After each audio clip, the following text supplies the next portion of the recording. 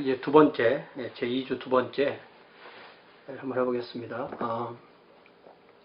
이렇게 그 영국의 제임스 1세가 모든 청교도들을 억압하면서 그들의 개혁 요구를 전혀 들어주지 않으려는 것이 드러나니까 영국의 많은 청교도들, 분리주의자들은 좌절하고 맙니다. 그래서 잔 스마이스와 토마스 해리지를 중심으로 한 그 청교도들 또 분리주의자들이 그에 대한 대응 모임을 그곳에서 하는 것을 보는데, 그것이 바로 1606년에 코벤트리라는 지역에서, 지금 영국의 웨스트 미들랜드 카운티에 있는 이 코벤트리에서 모이게 됩니다. 이곳은 그 보우스 공작 부부라는 분이 청교도들을 후원하는 그 분이 있었는데, 그분의 집에서 그분의 후원하에 모이게 되는데, 저기 잘 보세요. 이 보우스 공작 부인이 매년 1,000파운드의 후원을 내서 청교도를 지원한다, 이렇게 되어 있습니다. 청교도 한 사람의 그 1년 그 생활비가 한 50파운드, 오늘날 돈으로 한 5만 불 된다 하면은 1,000파운드니까 그것에 한 그 20명 맞나요? 250 하니까 20명 정도의 청교도들의 생활비를 1년 것을 댈 수 있는 그 정도의 경제적인 능력과 그런 확신과 또 그런 그 마음이 있는 그런 분들이었습니다. 이분들이 이제 직분이 이렇기 때문에 먹고 사는 일이, 저자식과 함께 먹고 사는 일이 불확실하니까 이렇게 돕는 분이 참 있었던 것이죠. 이 회의에 참석한 사람들이 누구있냐면은 잔 스마이스, 타머스 해리즈, 아더 힐데시엄. 이 사람은 이제 일천인 청원서의 그 작성을 한 주도적 인물이고, 햄턴 궁전회의에도 참석했고, 또 거기서 발언도 한 그런 사람이고, 이 사람은 이제 감독 보조까지 올라갔던 사람인데 그 직분을 또 축출당했다고 그렇게 되어 있죠. 또 다른 참석자 중에서는 잔 10계명 다드, 잔 디칼로그 다드, 노팅햄주의 감독 보조이고, 또 잔 하나님을 찬양하라 베어본스. 이 사람은 나중에 그 영국 그 총리까지 된 그런 사람인데요. 잔 프레이즈 갓 베어본, 또 리처드 클리프턴, 또 휴 보로메드, 이런 사람들이 이곳에 참석해서 회의를 하게 됩니다. 이미 본인은 분리주의자라고 선언한 스마이스는 이 회의에서 영국 국교회는, 영국 성공회는 햄턴 궁전 회의의 결과로 드러난 것처럼 어떠한 개혁도 원하지 않고, 교회 자체도 썩었고 교역자도 썩었고 그 예배도 썩은 것이 분명히 드러났기 때문에 그 자신이 썩기를 원치 않는 모든 사람은 더 이상 우물쭈물하지 말고 그 바벨론의 밖으로 나와야 한다는 그런 강경한 입장을 선언하게 됩니다. 그러니까 그전에는 본인이 분리주의자를 강력하게 반대했던 사람인데, 이제는 본인이 분리주의자가 되는 것입니다. 이렇게 스마이스는 자신의 그 청교도 동료들에게 그의 유일한 선택은 영국 국교회를 떠나서 분리주의자 되는 것이라고 선포했고, 토마스 해리즈도 스마이스 편에 있었고, 이제 둘이 공식적인 분리주의자가 되었고, 이때 스마이스와 해리즈의 선에 선 사람은 브롬헤드, 로빈슨, 클리프턴, 버나드 등입니다. 재미있는 것은 버나드는 바로 다시 영국 국교회로 돌아가고 그곳에서 죽는 날까지 스마이스와 해리즈의 교회론의 입장에서도 반대하는 대적이 됩니다. 이게 분리주의자로 선언을 했다는 것은 이제 분리주의 교회를 세운다는 얘기죠. 결국 스마이스는 자신과 입장을 같이 하는 이런 청교도과 함께 1606년 본인이 그 불법으로 양심에 의거해서 사역했던 게인스보로에 분리주의 교회를 설립하고 이 교회의 목사가 됩니다. 그러니까 그곳에 많은 신부들이 있는데 그 중에 본인이 책임지는 신부가 됐다는 얘기는 이 스마이스가 그만한 이 리더십이 있다는 것을 우리가 알 수가 있습니다. 그래서 그때 생긴 교회에 그 젊은 청소년이었던 사람이 나중에 미국의 식민지에 와서 주지사가 되었던 매사추세츠 식민지의 주지사가 됐던 윌리엄 브래드포드인데요. 이 사람이 자신이 쓴 이 그 책에서 오버 플리머스 플랜테이션이라는 책에서 이 교회의 구성원이 어디서 왔냐면 서로 경계를 하고 있는 노팅햄주, 링컨주, 그리고 요크주의 여러 도시들과 마을로부터 이렇게 게인스보로가 이 링컨주의 서북쪽 경계 지점에 있으니까 그 인근 주에서 왔다는 거죠. 이 구성원들이. 그래서 거기에 보면은 이 구성원들의 그 소속 마을 이름이 쭉 나와 있습니다. 그래서 이 교회를 세운 이 분리주의자들은 그들의 교회론의 기본 원리를 구약 성경으로부터 나온 이 계약, 카바넌트 또 언약. 그래서 이것에 근거한 신학을 계약 신학, 언약 신학 이렇게 보통 이렇게 얘기를 하죠. 자, 어떻게 교회를 구성하느냐면 이 교회를 세우는 과정을 잔 몰튼, 나중에 스마이스를 뒤이어서 일반 침례교회 지도자가 된 이 잔 몰튼이 또 같은 구성원이었고 나중에 스크루비 컨그리게이션의 리더가 되었다가 라이덴으로 네덜란드 라이덴을 이주했다가 그곳에서 미국으로 가게 된 이 초기 그 필그림 파더스들의 목사였던 이 존 라빈슨에게 그 추억을 하면서 이렇게 말합니다. 우리가 그분의 교회의 시작을 알지 못하였는가? 한 사람이 일어나서 계약을 맺었고, 주님과 계약을 맺는 거죠. 그리고 다른 사람이 그렇게 주님과 계약을 맺고 두 사람이 다시 동일한 계약을 맺었기 때문에 두 사람이 하나가 되었고 또 그렇게 세 사람이 똑같이 하였고 이렇게 그들이 교회를 이루었지. Do we not know the beginning of his church? That there was the first one stood up and made a covenant, and then another, and these two joined together, and so third, and this became a church, say they. 이렇게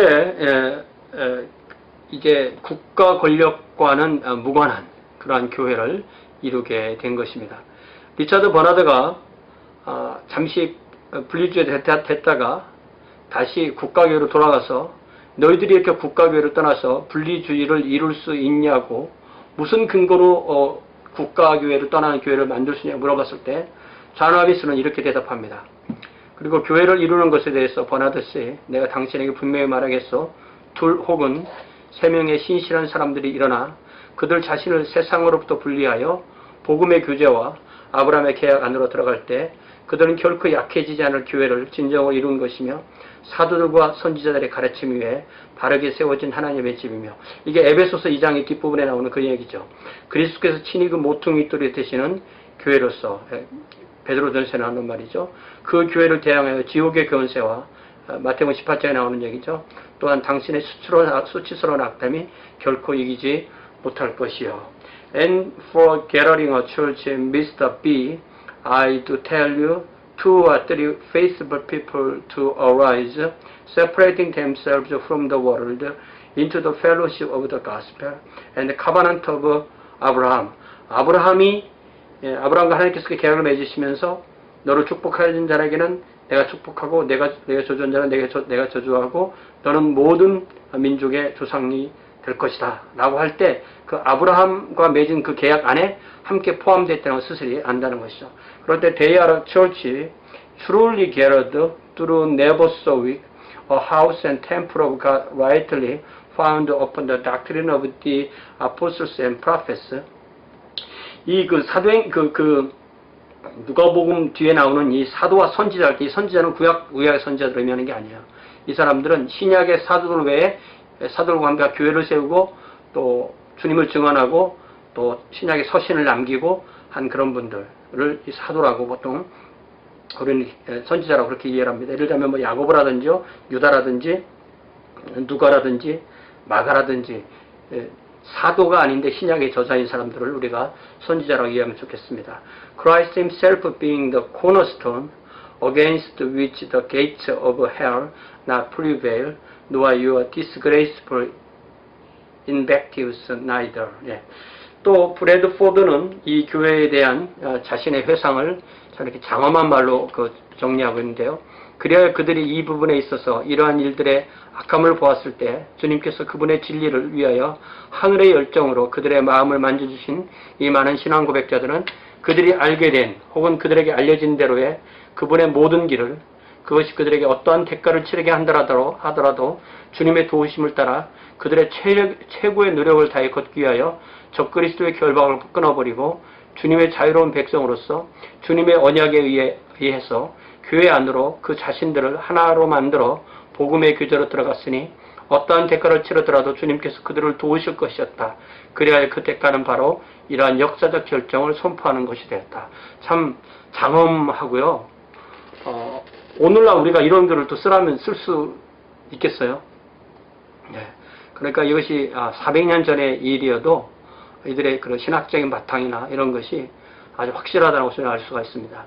So many therefore of these professors as saw the evil of these things in these parts and whose hearts the Lord has touched with heavenly zeal for his truth, they shook this yoke of anti-Christian bondage, and as the Lord's free people joined themselves by a covenant of the Lord into the church estate, in the fellowship of the gospel, to walk in all his ways, made known or to be made known unto them. 야, 이 made known, 그러니까 그들이 지금까지 알게 된, or to be made known unto them, 그들에게 성령께서 알려주시게 된 데까지, according to their best endeavors, whatsoever it should cost them, the Lord assisting them, and that is cost them something this ensuing history will declare. 이렇게 다들 자신들이 무엇을 하는지를 알았고 그것에 대한 그 정리를 이렇게 해놓은 거죠. 브래드포드는 특별히 하나님과 계약을 맺었다는 걸 강조했고 이렇게 이 교회의 시작을 기록합니다. 이때 구성원은 아마 총 한 60-70명 정도 되었다라고 하고요. 확실하진 않지만 게인스보로 올드 홀에서 모였고, 그러니까 게인스보로 올드 홀에서 모인 건 확실한데 그 건물이 옛날에는 어떤 것인지 불확실했습니다. 최근에 그 농장 형태의 이 건물이 윌리엄 힉맨경이고 그 건물이 이거다라고 최근에 그 자료에서는 사진이 나옵니다. 여기 각주 79번에 보면 이거의 그 웹사이트를 들어가 보면 여기가 바로 영국 일반 침례교회 최초 탄생한 장소라는 그러한 내용이 이 자리에 나와요. 이게 얼마나 확실한지는 모르겠어요. 이런 면에서 우리가 영국을 좀 방문해서 이런 데를 좀 가보고 싶어요. 아직도 한 번도 그런 기회가 없었습니다. 자, 이 게인스보로에서 이 농장에서 모이던 이 회중은 점점 더 그 구성원이 늘어나게 되고 성장해서 핍박을 회피하고 자유롭게 예배하기 위해서 두 회중으로 자발스럽게 분리합니다. 신학적인 어떤 차이도 없어요. 둘이 그냥 편하게 딱 나눈 겁니다. 어떤 간편성을 위해서. 그래서 두 개의 회중이 되는데, 그래서 우리는 그냥 하나를 스마이스 회중, 하나로 라빈슨 회중 이렇게 말합니다. 자, 그래서 잔 스마이스는 계속해서 이 게인스보로 회중의 지도자가 되었고, 그러니까 하나는 이 게인스보로, 또 하나는 스크루비. 게인스보로는 잔 스마이스, 스크루비는 잔 라빈슨 이렇게 됩니다.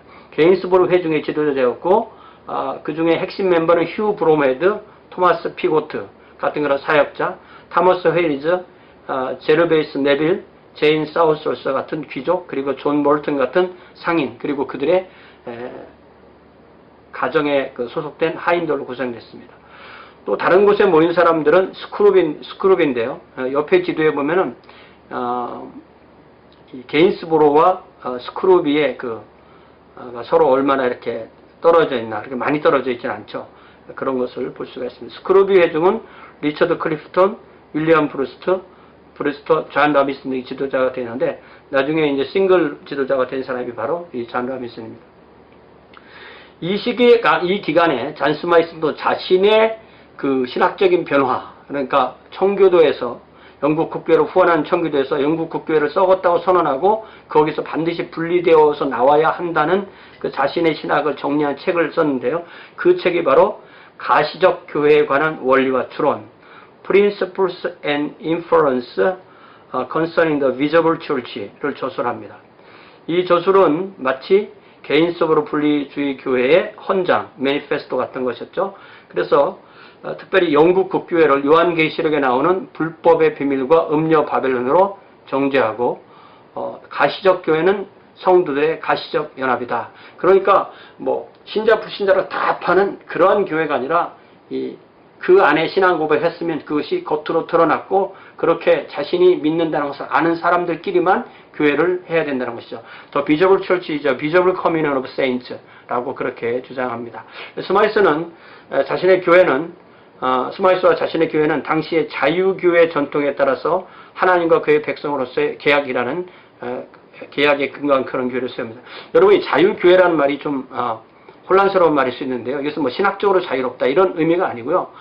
국가 권력의 통제에서 자유로움, 국가교회를 반대하고 신자 자신의 양심에 따라서 교회를 세운 그런 말이에요. 근데 이 자유교회란 말이 너무나 오해되는 말이 될 수 있기 때문에 요즘은 자유교회란 말을 쓰지 않고 신자들의 교회를 쓴다. 이것이 제가 번역한 그 신자들의 교회의 책의 앞에 부분에 자세하게 설명되는 부분입니다.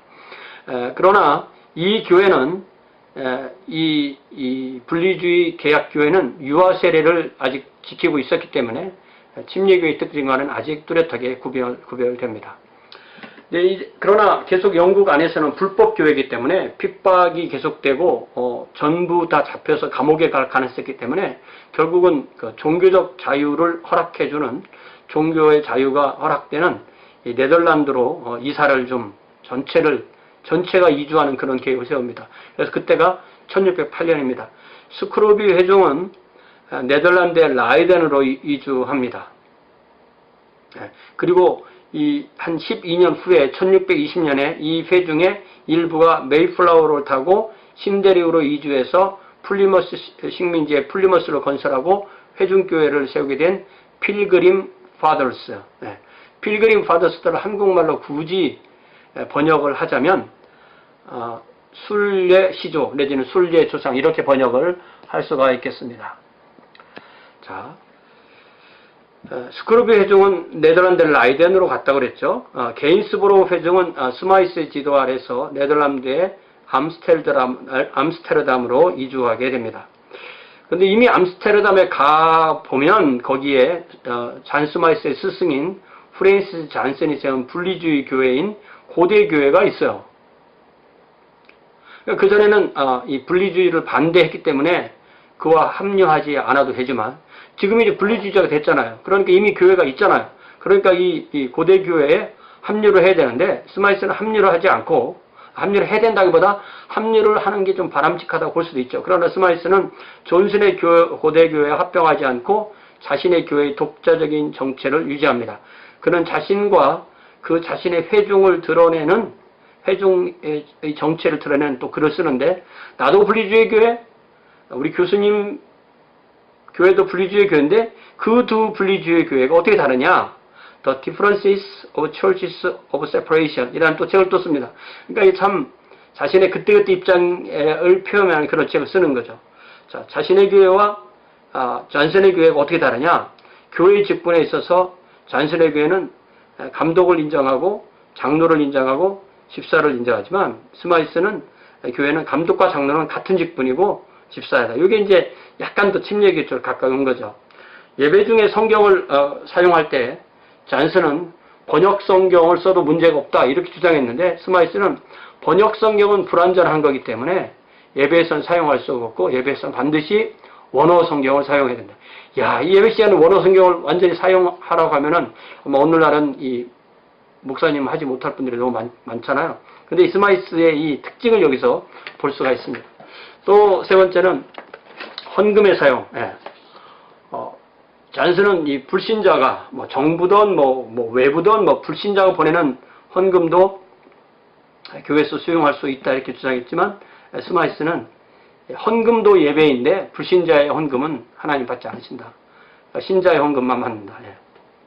참 제가 좀 아까 말하기를 잊었는데 이 스마이스 회중이나 스크루비 회중이 영국에서 네덜란드로 이사하는 2주 비용이 필요할 거 아니에요. 배를 빌려서 가야 되니까, 배를 타고 가야 되니까 그 모든 2주 비용을 이 타머스 해리즈가 다 감당하고, 또 타머스 해리즈는 자기 처자식은 두고 본인만 가게 된 그런 일이 있습니다. 그래서 나중에 타머스 해리즈가 간 동안에 그 부인이 감옥에 갇히는 그런 일이 생기게 됩니다. 자, 그래서 이제 네덜란드에 가서 1609년 마치는 과정에 계속 이제 이 스마이스는 그 암스테르담에 있는 그 잔슨의 교회 사람들과 계속되는 논쟁을 하게 됩니다. 그러면서 자신이 그렇게 내 교회가 이렇다라고 하겠지만 내 교회가 또 정당한가? 이 유연성이 있는 거죠. 이 진리를 향해 가기 위한 이 유연성. 여러분 생각해 보세요. 내가 있는 곳이 좋아. 그럼 거기만 있는 거죠. 그러나 이 사람은 내가 참 옳은가? 하는 것에 의심을 품는 겁니다. 교회는 신약성서의 가르침에 근거해서 참으로 진실하고 순수해야 되는데, 스마일스에게 있어서 분리주의 교회는 참으로 진실하고 순수한 교회가 되어서 영국 국교로부터 분리해서 이제 타국으로 간 것까지는 좋은데, 아직 그 영국 국교회와 완벽하게 끊어지지 않았다는 거죠. 왜냐하면 영국 국교에서 받은 어떤 잘못된 행습으로부터 자신들을 아직 분리시키지 않았다. 그래서 참된 교회만 참된 영적 예배를 드리게 되게 되는데, 그러기 위해서는 영국 국교회 시절에 받았던 그 유아 세례를 떼버려야 된다. 그리고 진정한 신자로서의 심재를 받아야 된다. 이런 생각을 하게 된 거예요. 그래서 스마이스는 유아 세례 문제에 대해서 집중적으로 검토하게 되었고, 그러면서 이 구약 성경에는 할례에 대한 얘기가 많이 나오지만 신약에는 나오지 않고, 또 신약에서는 한 사람이 교회 안으로 들어오기 위해서는 자신의 죄를 회개하고 예수님을 구주와 주님으로 고백하고, 거듭난 성도는 이 공적인 신앙 고백으로 바로 침례를, 뵙티즘을 받아야 된다는 것을 발견하고, 이렇게 뵙티즘을 받은 사람들만이 신약성경에서는 교회의 회원이 된다. 이런 결론을 내린 거예요. 그러니까 신약성경에 많은 사람들이 그리스도를 믿을 때, 이런 빌립보 감옥의 간수의 가족이 믿을 때 그들이 뵙티즘을 받았다고 할 때 성경에서는 전 식구가 받았겠느냐, 아니면 성인만 받았겠느냐, 아직 말이 없잖아요. 이런 거에 대해서 유아세를 말하는 사람들은 이 어린애들도 뵙티즘은 어떤 형태로 썼겠지 이렇게 생각하지만 명확하게 근거가 없는 거죠. 신자들이 침례를 받다는 확실한데 자녀들은 모르니까. 그러나 확실한 걸 따지면 성인 침례만 하는 게 맞다는 거죠. 신자의 침례만 하는 게 맞다는 거죠. 그래서 스마이스와 그의 구성원들은 그들은 아직 진정한 그런 뵙티즘을 받지 않았고, 그렇기 때문에 진정한 신자도 아니고, 그래서 자신들은 진정한 교회가 아니다라는 결론을 내립니다. 그래서 스마이스와 그의 성도들은 개혁에 근거한 그들의 교회를 다시 또 해체합니다. 한 번 더 이볼브하는 거죠. 개인적인 신앙 고백과 신자의 뵙티즘에 근거한 새로운 교회를 세워야 한다. 그래서 그들은 유아 세례 거부자들, 안티 페도베프티스트, 페도베프티스트가 유아 세례예요. 거기다 안티를 붙였으니까 안티 페도베프티스트. 스마이스의 뵙티즘에 대한 주된 관심사는 뵙티즘 그 자체가 아니라, 뵙티즘의 그 의식 그 자체가 아니라, 그거를 통과해야만 순수한 교회를 세울 수 있다라는 그런 것이죠. 그래서 이제 그것을, 그런 결론을 맺고 자신들에게 이 뵙티즘을 해줄 사람을 찾아야 되는데, 이게 마땅한 사람들이 없는 거예요. 어떡하겠어요. 그래서 1609년 잔 스마이스는 자신이 믿는 것, 또는 자신들이 회중에 믿는 것을 행동으로 옮기는데, 그게 잘 보세요.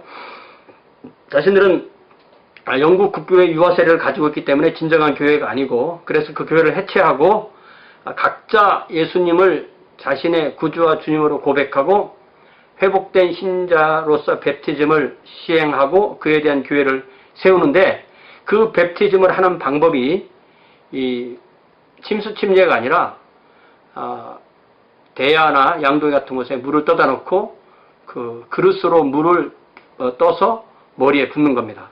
그러니까 뵙티즘도 아니고 세례도 아니고 관수죠. 예, 붙는 방식. 그런데 이거를 어떻게 했냐면 스마이스가 자기가 자기한테 이걸 해준 거예요. 아, 용감하죠. 예, 그러니까 자기가 자기에게 뵙티즘을 하는 거예요. 예. 그런데 이거에 대해서 이미 이제 이 스크루비 회중은 라이덴으로 갔고 게인스보로 회중은 암스테르담으로 갔는데 이미 그들이 그곳에 이주해서 한 1, 2년이 지나는 사이에 이 잔 라비슨 교회는 점점 더 회중교회 스타일, 예, 신앙을 회복하고 유아세례를 지키면서 정부에게 어느 정도의 그 신앙적인 것을 의탁하는 그러한 회중교회. 근데 스마이스는 점점 더 침례교 스타일로 가게 된 거죠. 그래서 잔 라비슨 목사가 그들이 한 것에 대해서 이렇게 평을 남겨놨었어요. 내가 그들에게 들은 바대로 그것은 다음과 같은 방식으로 이루어졌다. 스마이스 씨와 헤르지 씨와 그 나머지들은 그들의 이전의 교회의 직분과 사역을 전적으로 해체하고 부인하면서 베프티즘에 의하여 새로운 교회를 세우기 위해 함께 나아갔지만 그들이 가장 소중하게 생각하는 그것을 행하기 전에 그들이 그렇게 많이 기도한 것 같지는 않다. 기도를 많이 했는지 안 했는지 모르죠. 그러나 이 얘기 뭐냐면 좀 경솔해 보인다 이런 말이죠. 스마이스는 제일 먼저 그 자신에게 그리고 헤리지 씨에게 그리고 그렇게 나머지 모든 사람에게 베프티즘을 줬는데 이때 그들은 그들의 특정한 신앙 고백을 하였다. Which was as I have heard from themselves on this matter, Mr. Smythe, Mr. Harris, and the rest having orally dissolved and disclaimed their former church state and ministry came together to erect a new church by baptism, unto which they also ascribed so great virtue as that they would not so much as pray together before they had it. Mr. Smythe baptized first himself, and next Mr. Harris, and so the rest making their particular confessions. 이게 역사적인 이 침례교회가 처음으로 세워지는 순간입니다. 이로써 유아세례에 근거하지 않고 신자의 베프티즘에 기초한 최초의 침례교회가 1609년에 영국인들에 의해서 네덜란드의 암스테르담에 세워지는 겁니다. 이 교회가 역사상 최초의 침례교회고 동시에 망명지인 네덜란드에서 영국 침례교회이고 이 사람들은 자신들이 침례교회라고 불릴지를 몰랐죠. 침수 침례를 한 것도 아니죠. 그렇지만 이것은 최초의 침례교회였고 그들이 최초의 그러니까 스마이스가 자기 자신에게 물을 떠서 부었기 때문에 인류 최초의 침례교도는 누구냐라고 말하면 스마이스인 거예요. 그리고 그 교회는 역시 최초의 침례교회입니다. 그런데 이 교회는 아직까지는 그 일반 침례교회의 모체이긴 하지만 아직까지는 스마이스가 이 칼뱅주의에서 아르미니우스주의로 그 신앙을 바꾸지 않았기 때문에 엄밀하게 말하면 아직까지는 일반 침례교회로 정의할 수는 없어요. 그냥 최초의 침례교회 이렇게 말할 수 있습니다. 이렇게 여기까지 갔어요. 그런데 주변에서 엄청난 공격과 조롱을 받습니다.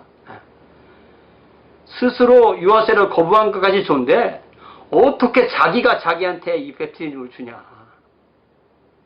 그래서 자기 침례자 셀프 베프티스트 이걸 줄여가지고 C 베프티스트. 그래서 별명이 아니라 그냥 잔 스마이스 더 C 베프티스트. 그러니까 유아세를 부인하고 스스로 이 베프티즘을 주는 행위를 한 걸 통해서 이 엄청난 이 비난을 받았는데 이런 일을 뭐 처음 한 건 아니고요. 이 아나베프티스트들도 가끔 그런 사람들이 나오는데 그때는 아나베프티스트들은 뭐 싸잡아서 비난을 받는 때였기 때문에 이 스마이스가 그 엄청난 그 비난을 견딜 수가 없었던 거예요. 그럼에도 그는 자신이 한 행동에 대한 것을 또 그런 신학적인 그 발전을 위해서 또 책을 또 한 권 씁니다. 그것이 1609년에 유아세례와 신자의 베프티즘에 관한 자신의 주장을 담은 거짓된 교회를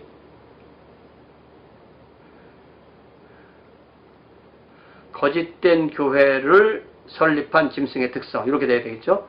The character of the beast of the false constitution of the church. 이 저서는 이전에는 스크루비 회중의 구성원 했다가 이제는 프랜시스 잔슨의 교대교회의 교사가 된 리처드 클리프턴과의 논쟁의 결과로 나온 것인데, 이 책을 줄여서 말할 때 보통 짐승의 특성, The Character of the Beast 이렇게 하는데, 이 캐릭터가 바로 이 짐승의 표시라기보다는 요한계시라는 짐승의 표예요. 그래서 뭐 짐승의 성격도 아니고 짐승의 특성도 아니고 짐승의 표, 이렇게 짐승의 표를 받으면 안 된다고 할 때 그 표입니다. 그렇게 이해하시면 되겠습니다. 그래서 이 저서는 유일하게 스마이스의 여러 저서 중에서 그가 침례교도의 입장에 있을 때 저작한 것이기 때문에 침례교 신학을 표방한 유일한 저서이고, 침례교 탄생에 있어서 이 부분이 제일 중요한 지점이 되는 겁니다. 그러니까 이 스마이스가 처음에 청교도가 됐다가 분리주의자가 됐다가 암스테르담에 와서 침례교도가 되는, 이때 딱 멈췄으면 그 사람은 영원한 침례교도인데 그렇지는 않죠. 어쨌든 좀 더 얘기를 보겠습니다. 그래서 자신이 유아 세례를 부인하고 신자의 베프티즘을 주장하는 과정을 글을 씁니다. 뭐라고 쓰느냐면 큰 두 가지 전제를 냈습니다. 가장 기본적인 프레미스, 이것이 돼야만 그 다음이 되는, 가장 큰 두 가지 전제를 썼는데, 첫 번째 전제는 유아들은 베프티즘을 받아서는 안 된다. 두 번째, 회심한 반그리스도인이었지만 적그리스도인이었지만 이제 회심해서 그리스도인이 된 사람은 베프티즘에 의해서 진정한 교회 안으로 들어가게 된다. 이 두 가지 큰 전제를 이 책에서 쓰고 있습니다. 자, 첫 번째 이 전제를 위해서는 두 가지 주장을 하게 되는데, 요한이나 그리스도의 제자들에 의해서 어떠한 유아들에게도 베프티즘을 행한 가르침이나 예들을 신약성에서 찾아볼 수 없기 때문에 오직 자신들의 죄를 고백하고 그들의 신앙을 고백한 사람들에게만 베프티즘을 베풀어야 한다. 그러니까 침례교회를 침례교로 만드는 가장 핵심적인 주장이에요. 그러니까 유아 세례를 반대한다는 게 중요한 게 아니고 신자가 침례를 받아야 된다. 유아는 신자일 수가 없으니까 줄 수는 없다. 또 그리스도께서 마태복음 28장에서 명령하시기를 그들을 가르침으로, 그러니까 이방인들이 이제 그리스도인이 됐어요. 그들을 가르침으로 제자들로 만들고, 그러니까 그리스도께서 사도들에게 가르치기를 온 세상에 나가서 모든 민족으로 제자들을 세우고 그들에게 베프티즘을 주라고 하셨기 때문에, 그러나 유아들에게 교리를 가르침으로 그들을 제자로 만들 수가 없고, 그래서 그리스도께서 제정하신 베프티즘을 유아들에게는 베풀 수가 없다. Because Christ commandeth to make disciples by teaching them, then to baptize them, but infants cannot be doctrine become Christ's disciples, so cannot by the rule of Christ be baptized. 그러니까 그러므로 너희는 가서 모든 족속으로 제자를 삼아 아버지와 아들과 성령으로 침례를 주고 내가 너에게 분부한 모든 것을 가르쳐 지키게 하라라고 하셨을 때, 이 사도들이나 제자들이 나가서 복음을 전할 때 그들을 가서 모든 족속으로 제자를 삼아서 내 이름으로 침례를 주고 가르칠 대상이 그리스도인을 만들고 주님의 훈계로 가르칠 수 있는 유아들은 그렇게 할 수가 없기 때문에, 아직 자신에 대한 인식 능력이 없기 때문에 그들에게 그렇게 할 수가 없는데, 태어나자마자 그들에게 세례를 베푸는 것은 맞지 않다 얘기죠. 두 번째 전제는 회심한 반그리스도인들은 베프티즘에 의해서 진정한 교회 안으로 들어가게 된다. 제가 베프티즘이라는 단어를 쓰는 이유는요, 한국말에는 이 세례 침례가 나눠졌기 때문에 마땅한 말이 없어서 그냥 베프티즘이라고 쓰는 거예요. 영어나 일본어는 똑같이 그냥 베프티즘으로 쓰기 때문에 별 문제가 없죠. 그리고 나서 방식으로 뭐냐 이렇게 얘기하는 겁니다. 자, 이제 교회들은 그들이 사도들에 의해서 맨 처음 설립되었던 것처럼 적그리스도의 와해 이후에 구성됐기 때문에, 그러나 사도들은 베프티즘에 의해서 그 구성원들을 교회들의 안으로 받아들였다. 가라 그리하여 당장 이렇게 하라. 자, 바로 이 베프티즘이 교회 안으로 들어오는 방식이다. 두 번째, 진정한 베프티즘은 오직 하나인데 적그리스도의 베프티즘은 진정한 베프티즘이 아니고, 그래서 그리스도께서 제정하신 그 베프티즘이 아니고, 그렇기 때문에 그리스도의 모든 구성원들은 진정한 베프티즘을 받아야 되는데, 그게 뭐냐? 그게 바로 신자의 베프티즘이라는 얘기죠. 세 번째, 그 거짓된 교회는 이제 거부되었고, 영국 국교에 거부된 거죠. 참된 교회가 세워졌기 때문에 거짓된 사역은 내버려졌고 진실한 사역이 받아들였고 자신의 사역을 말하는 거죠. 그래야 그 필연적인 베프티즘에 의하여 거짓된 예배는 펴졌고 참된 베프티즘이 이루어졌다. 야, 얼마나 당당합니까? Because as the false church is rejected, the true erected, the false ministry forsaken, the true received, so false worship and by consequent baptism must be renounced and true baptism assumed. 그래서 또 뭐라고 주장하냐면 로마 가톨릭 교회는 요한계시록은 할머니 짐승이고 영국 성교회는 어머니 짐승이다. 유아 세례를 주는 모든 교회는 짐승이다. 야, 얼마나 강력한 표현입니까? 그래서 스마이스는 결과적으로 유아 세례를 거부하고 신자의 베프티즘의 회복을 주장하는. 그래서 스마이스는 자신과 그 교회를 신약 성서의 근거에 세울 정당성에 대해서 이렇게 말합니다. 잘 보세요. 한 사람이 자신을 위하여 교회를 세우는 것에는 충분한 정당성이 있다. 두 사람이 각자 홀로 있는 것은 교회가 아니다. 그래서 두 사람이 자신들에게 베프티즘을 줄 수가 있는 것이다. There is a good warrant for a man churching for himself, for two men singly are no church, so may two men put baptism upon themselves. 그러니까 이때 만약에 스마이스가 자기에게 베프티즘을 하지 않고 스마이스가 해리주에게 해주고 해리주가 스마이스에게 해주고 둘이 같이 베프티즘 했으면 어땠을까? 이런 좀 덜 고민을 했겠죠. 스마이스가 이렇게 말한 것은 바로 마태복음 18장 20절 두세 사람이 내 이름으로 모인 곳에는 나도 그들 중에 있다. 여기 두세 사람, 두세는 붙여야 됩니다. 두세 사람이 내 이름으로 붙인 곳, 모인 곳. 핵심이죠. 자, 그래서 스마이스 논리를 다시 정리하면 영국 국교회 유아세례에 근거했던 자신들은 진정한 교회가 아니었다. 진정한 교회는 신자의 베프티즘에 의해서 근거해야 된다. 누군가 신자의 베프티즘에 의한 진정한 교회를 시작해야 된다.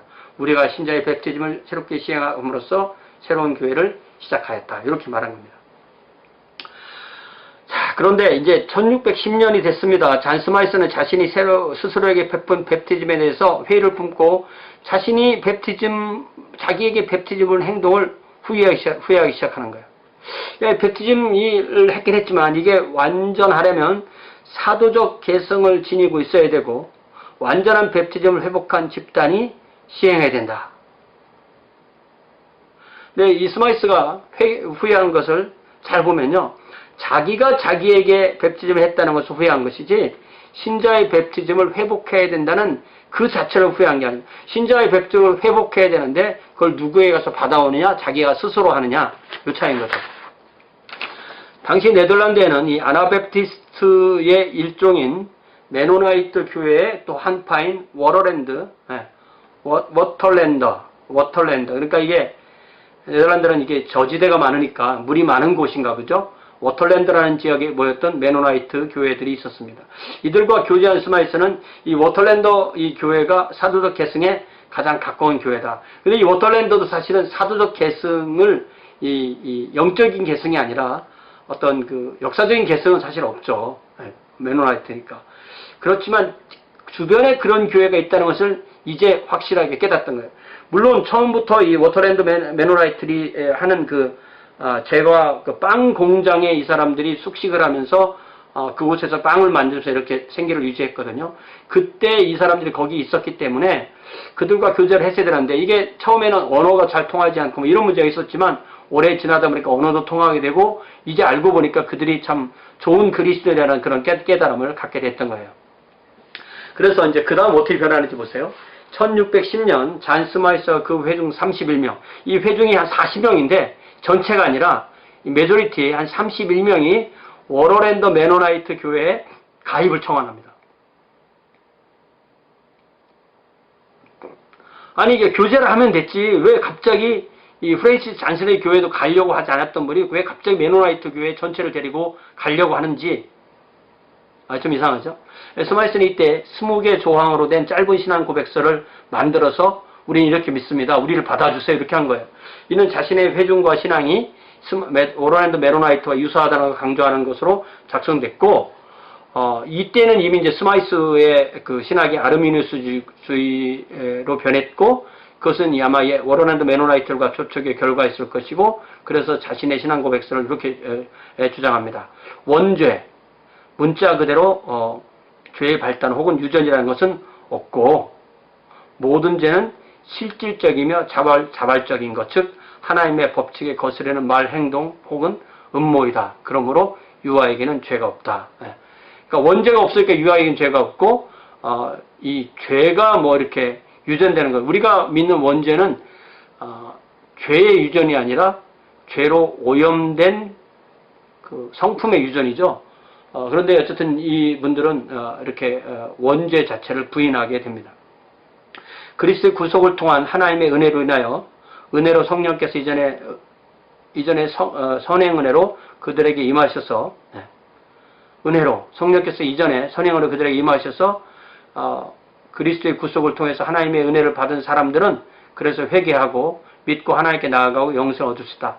다른 한편에 그들은 스스로 성령을 거부하고 하나님을 떠나 영원히 멸망할 수 있다. 그러니까 이건 하나님의 구원이 하나님의 중심에 있는 게 아니라 사람의 선택에 있다는 그것을 고백하게 되는 거죠. 근데 이게 이 스마이스의 교회 전체가 30명이 아니에요. 한 10명 정도 더 남았습니다. 그 10명 정도 남은 사람들이 바로 타머스 헤리지를 중심으로 반대한 거예요. 이 사람들은 타머스 헤리지를 중심한 10명의 소수는 자신들이 받은 뵙티즘도 정당하고 잔 스마이스가 메노나이트 교회에 가는 것을 정죄하고 그들을 이 10명이 31명을 추출하는 겁니다. 그들을 자신들의 교회에서 출교. 그러면서 이 타머스 헤리지와 그 소수의 무리들은 잔 스마이스와 그 다수의 무리들이 세운 침례의 그 첫 번째 교회의 정체성을 딱 유지합니다. 그러니까 이 헤리지와 스마이스는 맨 처음에 이 헤리지의 집에서 1605년 6년경에 만나서 1608년에 런던에 그 분리주의교회를 영국에서 분리주의교회를 세우고 게인스버러 교회를 세우고 런던에 같이 와서 같이 침례를 받고 침례교회 원형을 세우고까지 같이 왔는데 이 스마이스가 메노나이트로 전체를 데리고 가려고 할 때 4분의 3은 따라갔는데 4분의 1이 딱 멈추면서 나는 안 가요. 나는 이제 더 이상 선생님 안 따라가요. 나는 선생님이 이전 가르침은 믿지만 이제 지금 가르침 안 믿습니다. 이렇게 되는 거예요. 만약에 헤리지가 그때 같이 따라갔으면 침례교는 없는 겁니다. 살짝 침례교회에다가 그냥 없어지는 거예요. 요 일반 침례교는 없는 거죠. 근데 헤리지는 그렇게 가지 않고 오히려 그 31명을 정죄하고 축출하고 자신들은 자신들의 입장, 신앙을 표현하기 위해서 이제 헤리지가 처음으로 책을 씁니다. 지난번에 보였어요.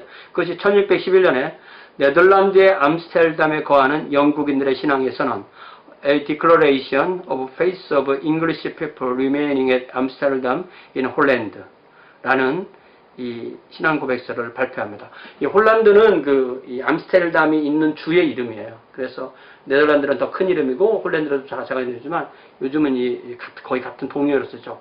홀란드로 번역한 말이 화란입니다. 자, 그래서 그런데 또 재밌는 것이 이 스마이스와 그 회중들은 모틀랜드 메노나이트 교회로부터 가입을 거절당합니다. 그 사람들이 볼 때 스마이스는 너무 불안정한 인물이었고 또 헤리지는 그 교회에 편지를 보내가지고 이 사람 받지 말아라. 그러니까 이 스마이스와 헤리지가 서로 나누어지고 또 간다고 하고 가지 말라고 하고 막 정죄하고 축출하고 이럴 때 엄청난 인간적인 그 배신감과 그 쓰라림이 있었다는 것을 상상해 볼 수가 있습니다. 이 와중에 스마이스는 1612년에 결핵으로 사망합니다. 그리고 그가 데리고 가려고 했던 그 회중은 1615년에 그 교회에 가입되고 또 네덜란드에 살게 되고 그러니까 영국인의 정체를 잃어버리는 거죠. 자, 보세요. 이게 그러니까 스마이스가 맨 마지막에 모틀랜드 메노나이트에 가입 신청을 해놓은 상태에서 거부당하는 걸 보면서 이 죽음을 맞이할 때 아마도 이 마지막 1, 2년 동안은 그의 그 건강 상태가 아주 안 좋아지면서 마음도 약해지지 않았을까. 그래서 내가 이 교회를 끌고 갈 능력이 없으니까 아마 이 교회를 내가 생각하는 이상적 교회라고 생각하는 메노나트에 이렇게 합류시키려고 했던 것이라고 그렇게 이해를 해 볼 수가 있습니다. 그런데 이 스마이스는 또 여기 죽기 전에 자신의 주장을 담은 최후의 신앙 고백서를 102개 조항으로 작성합니다.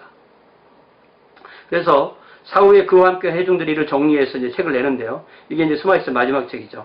1612년부터 1614년까지 암스테르담에 거주하는 특별한 영국인들의 신앙 고백을 담고 있는 참된 그리스도에 관한 제안과 결론.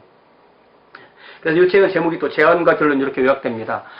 Propositions and Conclusions Concerning True Christian Religion Containing a Confession of Faith of Christian Certain English People Living at Amsterdam 1612 through 1614. 여기에서는 이제 완전한 그 아르미니우스 교회의 신학도 있고 이 침례교회와 이 메노나이트의 특징을 담은 그러한 그 신앙 고백이 나옵니다. 예를 들자면 이때 스마이스가 뭐라고 말하냐면 세속 정치에는 자신의 직분을 이용하여 종교나 양심의 문제에 간섭해서는 안 되고 사람들에게 이런저런 형태의 종교나 교리를 강요치도록 강요해서도 안 된다. 그는 그리스도교를 각 사람의 양심에 따라 자유롭게 믿도록 내버려야 된다. 그는 단지 세속적 범죄들, 즉 상해나 인간들 간의 불법 행위나 살인, 간통, 절도 등에만 관여해야 된다. 왜냐하면 오직 그리스도만이 왕이시요 교회와 양심의 입법자이시기 때문이다. 그러니까 이 사람이 1603년에서 5년 사이에 냈던 그런 책들에서는 이렇게 이 정치 지도자들, 세속 정치인이, 정치 권력자가 신앙적인 문제를 컨트롤 해주기를 바랬지만 이제는 거의 한 1605년에서 1612년이니까 7, 8년 만에 완전히 반대 입장에 정확하게 서게 된 겁니다. 이처럼 스마이스는 그의 일생 동안 이 신학적인 입장이 맨 처음에는 성공회 교인으로 시작했다가 대학에 가면서 캠브리지 가면서 청교도가 되고 또 거기서 나와서 분리주의자 되고 침례교 입장에 서 있다가 맨 마지막에는 메노나이트의 그런 마음을 가지고 심정적으로 메노나이트가 된, 그러니까 크게 4-5번 이렇게 변하게 되는 거잖아요. 그런 변화를 일으켰기 때문에 그의 대적들이 그를 카멜레온, 항상 변하는 사람, 이렇게 공격을 했어요. 근데 잘 보세요. 그러나 스마이스는 자신의 생애 동안에 자신이 최종적 진리를 발견했다고 생각하지 않았고 언제라도 성경과 성령을 통해서 그 마음에 하나님께서 더 새로운 빛, further light를 비춰주시면 자신의 신학적인 입장을 바꿀 수 있다고 자신의 입장과 태도를 변호합니다. 이게 여러분 어떻게 생각하세요? 여러분 결코 변하지 않는 사람이 되고 싶으세요? 아니면 진리에 따라 진리를 향해서 항상 그쪽으로 자신을 바꿀 수 있는 사람이 되길 원하세요? 이게 변한다는 말을 그 사람 많이 변했어, 이럴 때 그 말이 어떨 때는 굉장히 그 부정적인 의미로 쓸 수도 있고 아니면 아주 좋은 그런 의미가 될 수도 있고, 어떨 때는 그 사람 많이 변했어가 좋게도 변한 부분도 있고 나쁘게 변한 부분도 있고 또 뭐 그렇게 쓸 수가 있겠죠. 그럴 때 우리는 이 주님을 믿는다는 그 자체는 변화가 없지만 그 신학적인 입장이 점점 더 주님께서 기뻐하신 방향, 성경의 방향에서 바뀌어야 되는데 그것이 어떻게 보면 확신에 관한 문제이기 때문에 어떤 사람은 이 사람의 20%에 서서 그것이 확신이라고 생각하고 어떤 사람은 그 사람이 40%쯤에 서서 그것이 확신이라고 생각하고 어떤 사람은 그 사람이 60% 정도에 서서 확신이라고 생각하고 어떤 사람은 그 사람이 80%쯤에 서 있고 어떤 사람은 그 사람이 마지막까지 가 있는, 이 전체 입장에서 어디에서 어디로 변하느냐는 것은 그 사람의 어떤 그 확신에 관한 문제라는 거죠. 그래서 같은 확신을 가진 사람끼리 모이는 건 좋은데 그 사람들의 다른 확신을 가진 사람들을 이 스마이스도 보면은 다 짐승이라고 하잖아요. 적그리스도라고 하잖아요. 그런 이런 분쟁 정신이 있는 거예요. 저는 그런 정신은 반대하지만 자신의 입장을 지키는 것 그 자체는, 그리고 그런 변화를 일으키는 것 자체는 인정합니다. 자, 보세요. 그래서 여기 나오는 이 더 새로운 빛의 원리, 저는 이거를 굉장히 사랑해요. 여러분 이것이 없어요 우리는 공부한다는 의미가 없습니다. 우리가 공부한다는 것은 변화하는 건데, 여러분 예를 들면 이 신학교에 들어와서 내가 지난 3년 동안 공부를 했지만 우리 교수님들이나 우리 학생들이나 내가 이 3년 동안 공부하는 동안에 나는 전혀 변한 게 없다. 그게 자랑입니까? 이건 자랑이 될 수가 없는 거죠. 공부를 했으면 변해야지. 일신우일신. 나는 매일 새로워진다. 이렇게 돼야 되는 거죠. 예. 자, 그래서 이거를 이제 최대한 많이 늘리면 이 스마이스의 신학적 변화는 5번이었는데 그 방향은 항상 한 방향이었다. 왔다 갔다 하진 않는다는 거죠. 예. 첫 번째 영국 국교도 기간, 태어나서부터 대학 갈 때까지. 청교도 기간은 캠브리지에서 학사 공부 마치고 석사 마치고 또 거기서 가르치고 또 링컨시의 설교자로 역할하고 또 게인스보로에서 의술 활동할 때까지. 예. 이때까지는 칼뱅주의 신학적 입장. 또 분리주의자 기간 동안에 또 1607년에서 1609년 동안 9개월의 고뇌 끝에 분리주의가 되고 게인스보로 분리주의 교회를 설립하고 목회를 하고 종교의 자를 찾아서 암스테르담에 이주하게 되고 1608년에 독립 분리주의 교회의 정체성을 유지하고 이때까지도 칼뱅주의. 자, 그 다음에 침례교도 기간, 유아세례의 정당성을 거부하고, 이때 1609년 10년까지죠. 정당성을 거부하고 스스로에게 뵙티즘을 주고 나머지 회당에 뵙티즘을 주어서 역사상 최초의 침례교도, 본인들은 모르지만 우리가 볼 때 침례교도인 거죠. 침례교도가 되고 역사상 최초의 침례교도를 설립할 때 이때까지도 칼뱅주의. 그랬는데 메노나이트 기간은 바로 1611년에서 12년, 자신이 스스로에게 준 뵙티즘에서 회의를 품고 노털랜드 메노나이트 교회에 가입을 한 때부터 사망 시까지, 이때 스마이스의 신학은 칼뱅주의에서 아르미니스로 변하는. 그래서 비록 스마이스가 불과 채 1년이 안 되게 짧은 기간 동안 침례기도로 존재했지만 그는 역사상 최초의 침례기도가 됐고 역사상 최초의 침례기도를 설립했다는 점에서 그 중대성이 지대한 겁니다. 그런데 그 침례기도가 역사적으로 그 명맥을 유지하게 된 것은 그 다음 지도자였던 이 타머스 헤리지에 의한 거죠. 타머스 헤리지에 가는 것은 우리가 앞에 공부한 내용과 이렇게 겹치는 부분이 많으니까 좀 넘어가겠습니다. 어디부터 하게 되느냐면요. 57페이지 밑에 침례기도 이렇게 되어 있죠. 1610년경 잔 스마이스와 다수의 회중이 워틀랜드 메노나이트에 가입하려고 했을 때 토마스 헤리즈는 잔 스마이스와 다른 길을 가기 시작하는 거죠. 그래서 거기에 누가 속해 있냐면 타머스 헤리즈, 잔 멀턴, 10명 정도, 10명 미만의 무리들이 자신들이 받은 뵙티즘이 정당하다고 보면서 스마이스 메노나이트 가입을 정죄하고 그들을 축출하는. 그래서 1611년에 자신들의 신앙곡서를 하나 썼죠. 예. 자, 여기 다에 보면 스마이스와 헤리즈는 참된 교회와 그 계승은 로마 가톨릭 교회에 단절되었다는 점과 신약성서와 신자의 뵙티즘을 근거한 참된 교회 회복이 가능하다는 점에서는 의견이 일치되었죠. 그러나 스마이스는 메노나이트가 진정한 교회를 회복하게 믿었지만 헤리즈는 메노나이트만이 진정한 교회는 아니다. 우리도 진정한 교회를 할 수 있다 그죠.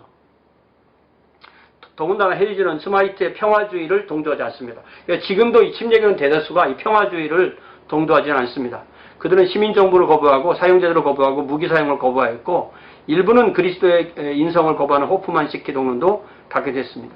헤리즈는 교회의 계승에 있어서 계승이란 1세기로부터 시간적 역사적 계승이 아니라 신약 성경의 가르침의 회복이 진정한 계승이라고 믿고 그래서 자신들이 바로 그 교회를 이루었다. 이렇게 믿는 겁니다. 그래서 자신들은 이 워털랜드 메노나이트와 다르다. 물론 자신도 그들에게 배워서 그 아르미니우스적인 일반 속죄서를 주장했지만 의지의 문제에서는 노예의 의지를 주장하는 동시에 인간의 의지는 하나님의 은혜를 받을 수 있고 거부할 수 있다. 이런 얘기를 쭉 썼는데 거기는 좀 제 시간상 설명하지 않겠습니다. 자, 60페이지 보면요. 이제 시간이 약 7분 정도 남았기 때문에 간략한 것만 얘기합니다. 헤리즈와 그의 회중은 스마이스와 결별한 후 2년 동안 암스테르담에 더 머뭅니다. 그러면서 그 사이에 이 사람들이 또 어떤 변화를 일으키냐면 우리가 이 신앙의 자유를 따라서 핍박을 피해서 고국을 떠나서 외국으로 이주한 것이 잘못됐다. 그러니까 부인과 복귀가 또 되는 거죠. 그래서 암스테르담에서는 언어의 문제로 해서 복음을 전할 수 없었고 또 이 헤리즈는 특별히 자신과 헤어져서 본국에 있던 그 자기 부인이 감옥살이라고, 그러니까 자녀들은 뭐 고아처럼 되는 거죠. 그래서 해리지와 그 회중은 1610년에 영국으로 돌아오기로 결단합니다. 근데 영국으로 돌아오는데 자기 고향인 그 게인스보로로 돌아오는 것이 아니라 런던으로 가려고 하는 거예요. 런던. 이게 뭐냐면 마치 사도 바울이 로마 제국의 심장부인 수도 로마로 가서 복음을 전하다 순교한 것처럼 본인도 동일하게 해야 함을 확신해서, 그래서 영국의 심장부인 런던으로 돌아갑니다. 그래서 영국 런던 성병의 북동쪽 외곽 지역인 스피탈필드, 여러분 앞에 있는 그 지도에 보면 스피탈필드를 찾을 수 있을 거예요. 거기에다가 1612년에 최초로 영국인 땅 위에 세운 이 교회를 딱 세우게 됩니다. 여기 오면서 헤리지는 자신이 오기 전에 이 암스테르담에서 자신의 입장을 정리하는 책을 한 권 씁니다. 그 책이 바로 불법의 비밀에 대한 간결한 선언, A Short Declaration of the Mystery of Iniquity. 이 책을 제임스 1세, 당대의 이 통치자인 제임스 1세에게 친필로 책의 안표지에, 그 여백에, 책의 속표지에 씁니다. 이렇게 씁니다. 오 왕이시여 들으소서. 그리고 당신의 가련한 백성들의 충언을 경멸하지 마시고 그들의 고충이 전화 앞에 닫아도록 하소서. 왕은 죽을 수밖에 없는 사람이지 하나님이 아닙니다. 그러므로 왕은 당신의 신민들의 불멸하는 영혼들에 대하여는 법령들과 포고령들을 내리거나 영적인 문제에서 그들의 영적인 권력들을 세울 수 있는 아무런 권한을 갖고 있지 않습니다. 만일 왕이 영적인 권력들을 세우거나 그러한 법령들을 만들 수 있는 권위를 가지고 있다면 왕께서는 불멸하신 하나님이지 죽을 수밖에 없는 인간은 아니십니다. 오 왕이시여, 유혹자들에게 미혹되어 왕께서 마땅히 복종해야만 하나님께 대항하여 죄를 범하지 마셔야 됩니다. 뿐만 아니라 육체와 생명과 재산과 그 외의 것들을 포함한 모든 것들을 가지고 당신에게 복종해야만 하고, 또 그렇게 할 왕의 가련한 신민들이 지상에서의 그들의 생명을 빼앗기지 않게 하소서. 뺏지 말고 죽이지 마세요. 그런 말이죠. 하나님의 왕을 구하소서. 토마스 헤리지, 런던 근교 스피탈필드에서. 이 책을 왕에게 보내는 거예요. 왕이 받겠어요? 안 받겠어요? 이거 뭐 봤을 가능성이 별로 없는 거죠. 중간 사람들이 중간에 가르쳤겠지. 그런데 이게 지금 남아있는 거예요. 그 앞에 그림에 보면 이 헤리지가 친필로 쓴 그 글씨가 나오잖아요. 이게 영국 옥스퍼드 대학의 이 바들레이안이라는 이 도서관에 이 책이 있다는 거잖아요. 그래서 이 책의 내용이 이게 쭉 나오는데요. 요 뒤에 또 약 한 30분 정도 설명할 게 있는데, 이거를 참 해줘야 되나 말아야 되나. 그래서 어쨌든 이 68페이지에 보면 지금까지 어떻게 일반 침략에 탄생하게 되는가에 대한 이 도표가 있습니다. 이 도표를 좀 여러분이 잘 보시면 되고요.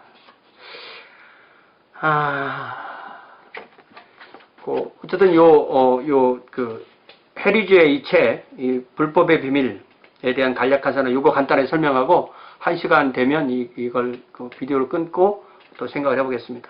이 책은 4권의 책들로 되어 있는데요. 첫 번째 권은 로마 가톨릭 교회는 요한계시록은 첫 번째 짐승이다. 영국 국교회는 두 번째 짐승이다. 제2권에서는 완벽한 종교의 자유를 선언합니다. 그들 자신이 그들의 종교를 선택해야 되며 그들 자신이 하나님 앞에 서서 그들 자신을 위해 답해야만 한다. 그러니까 어느 누가 강요해서는 안 된다는 거죠. 각자 선택하고 각자 하나님 앞에 서서 각자 대답하기 때문에 이 각자에게 강조되는 거죠. Should choose for themselves their religion, seeing they only must stand themselves before the judgment seat of God to answer for themselves. 고로 하나님을 향한 백성들의 종교는 하나님과 그들 사이에 있다. 왕이 그에 대해 답해서는 안 된다. 그들이 이단이나 회교도나 유대교도나 그 무엇이라도 되도록 하라. 그들을 벌주는 것은 가장 작은 부분이라 할지라도 지상의 권력에 해당되는 것이 아니다. 완벽한 종교의 자유죠. For man's religion to God is between God and themselves. The king should not answer for it. Let them be heretics. trucks, Jews or whatsoever it appertains not to the earthly power to punish them in the least measure. 예. 여기에 나오는 표현, 헤레틱이 되든지, 트루크는 유대교를 말하는 유대교가든지, 유대인이 되든지, 뭐가 되든지 그거는 그 사람의 자유다. 완벽한 종교자. 제3권은 청교도들이 자신들을 둘째 짐승에 불리지 않은 것 지적하고, 제4권에서는 분리주의자들에 대해 다루는데 그 분리주의자들은 잔라 미슨 회중, 특별히 유아 세력을 가지고 있는 그들